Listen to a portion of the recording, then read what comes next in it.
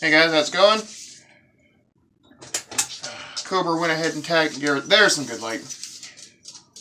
I was thinking about doing this for a while now, and then Cobra decided to officially tag me in it. Hold on, drop my list. But I've been watching a lot of videos about this 7 deadly sins of wet shaving. And it's actually made me think about my collection a lot more. I think about what I use and what I don't use, and what's worth the money and what's not worth the money, and things like that. So I figured I'd go ahead and try one, do one, and then I was debating it, and then Cobra tagged me, so looks like I gotta do one now. Alright, so 7 deadly sins of wet shaving. Let's see, we'll start with, what do we want to start with first? We'll start with greed first. Your most and least expensive item in your den. Well, most expensive is easy, and it's a tie between these two guys right here. My Art of Shaving Thiers-Sissard, which was $150, $200, something like that when I first got it. I got hosed at the store. And my Boker King Cutter, which was right around the same price, because that was the second straight razor, or third straight razor I bought. The first one I got was a $20 cheapo. And they've proved worth the money in the long run, but they are my most expensive blades. They're the most expensive things in my collection, in my den. My least expensive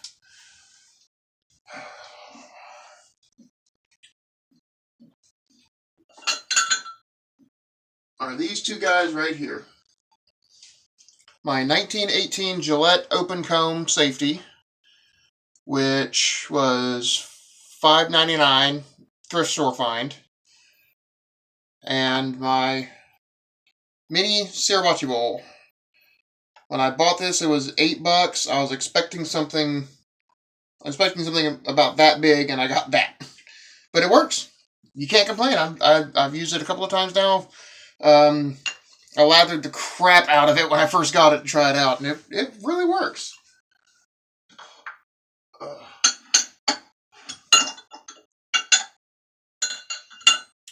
Let's see. Second deadly sin that I've got written down here is lust. What product do you want the most but don't have? And up until Tuesday, it was going to be this. K-Shave Works Key Lime Barber from South Florida Wet Shavers exclusive.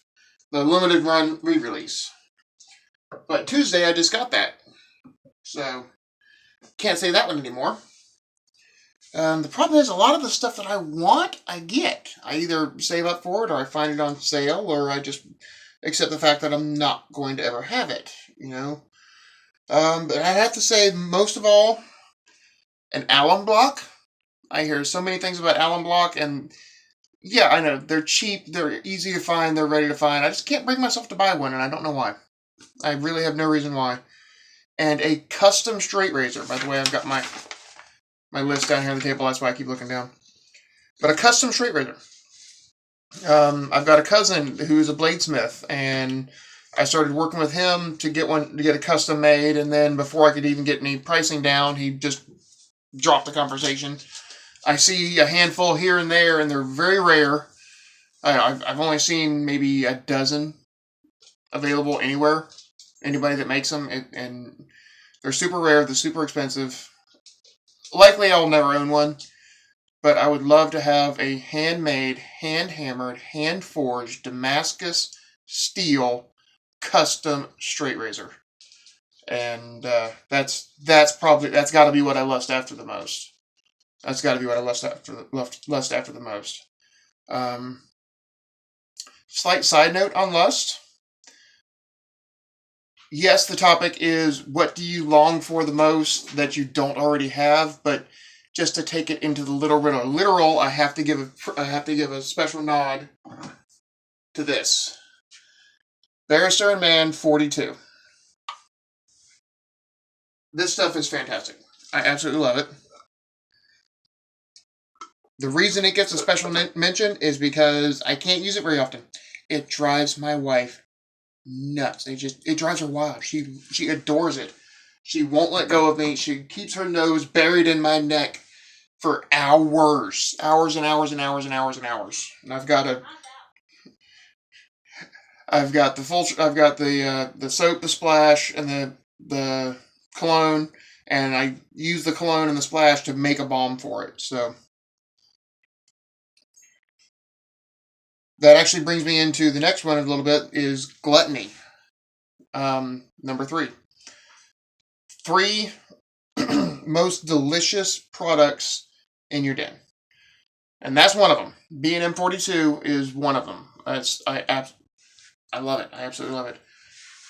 The next one I have is K-Shave Works 2-year anniversary limited run 731. This stuff, when it's in the tub, because you get the little bit of the plastic smell from the tub as well as the scent of the soap, it smells like Skittles to me. It really does smell like a freshly opened bag of Skittles. And Skittles are my favorite candy before my teeth started going bad, and I love it to death. The other one, I actually don't have the soap handy right here. The soap is in the shower. My wife uses it more. But is K-Shave Works Berry Blast. And I've got the trifecta of the 731, and I've got a homemade trifecta of the Berry Blast, because I made a balm out of that splash as well. And so that brings me actually over to Pride, which is what are you most proud of? I'm most proud of my homemade balms. I've been playing around with it for a month and a half now. Made a couple of different ones, and I think I finally figured out the formula that works well. So that I've got a few soaps that don't have a balm. They just don't make them. Berry Blast. They don't make a balm for it. There's a whole bunch of different stuff that smells close, but I wanted that scent. And I figured out how to make a balm out of a splash. And I've done it for 42, I've done it for Berry Blast, I've done it for Key Lime Oud, and there's another one that's on my list to be done with it, but I can't remember what it is off the top of my head. I'll have to dig through my collection and look at it later. But that and my den. That cabinet there behind me is handmade. 100% handmade by me. I'm exceptionally proud of that. I love it to death. I've got hooks on both sides. I've got strops on this side. And then I've got towels on the other, including my handmade 42 towel, which is actually in the wash. And I'm actually looking at building another one here soon once I have the funds for it, so I can have more space, because as you can see, it's a little crowded right now. Let's see what next. That was 4, so envy, 5. Who do you envy in the shave community? Creators. People that make, Todd Goodstein, making his own line, the TG Co. soaps and whatnot, SMG for his soaps and whatnot. Kelly and Kevin, and I cannot pronounce their last name, Daughtry? I'm not entirely sure how exactly it's pronounced, but the owners of K-Shave Works. These people are creators. These people are taking a passion and turning it into a business, creating new product and new things. And I mentioned SMG in there because he's a creator. He's got the SMG soaps and the SMG splashes, and he's tinkering around with bombs right now. But also his collection. I have to admit, I'm envious of his collection. I watch his videos, and when I watch his videos and I look at the wall behind him, it's just this. It looks like it's a 6-foot wall at a store filled with nothing but wet shaving stuff, with brushes and razors and soaps and splashes, and it's gorgeous. It is absolutely gorgeous, and I really want his collection, but I cannot ever have the room for it, at least not in this house. I will never be able to have a den like that, and I'm a little envious of that. I'll admit that. Sloth, number 6. What product do you neglect due to laziness? Got a couple of them. My biggest ones are my vintage razors. I've got a handful of vintage razors. I paid $80 for like 9 of them. So I got them really freaking cheap in the long run when you actually average it out. And I keep them clean and take care of them, and I scrubbed them clean and I sanitized them before I started using them, but I like my open comb. I'll use it as a perfect example. Where is it?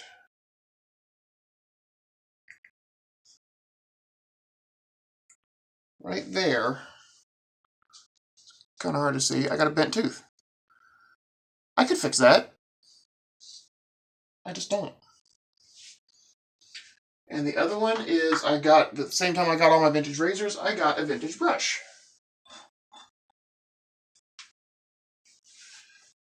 I got a vintage brush, and as you can see, it's in rough shape. I need to have it restored. I need to have the wood either repaired or replaced. I need to have a new knot put into it because this knot is ridiculously bad. And it's just, as a brush, it's garbage. But I love the fact that it's a vintage brush, and I want it. I want to keep it, but I need to restore it, and I don't have the time. I don't have the tools. I don't have the energy. So it sits there. I can't even say looking pretty. It just sits there. So I need to do that. So that was number 6.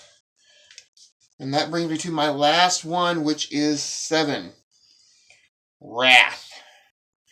What product do you have a love-hate relationship with in your den? And honestly, I've watched probably a dozen of these videos so far, and the vast majority of them say straight razors. They don't like the maintenance and the upkeep, but they love the fact that they're vintage and they love the old timey feel. And there's any number of reasons to love them, and there's any number of reasons to hate them. And while I agree with them on all those points, me personally, my love-hate relationship is with that song right there. Strops. I love them. I love the smell of the leather. I love what they do. I use them on my kitchen knives. I use them on scissors. I use them obviously on my straight razors.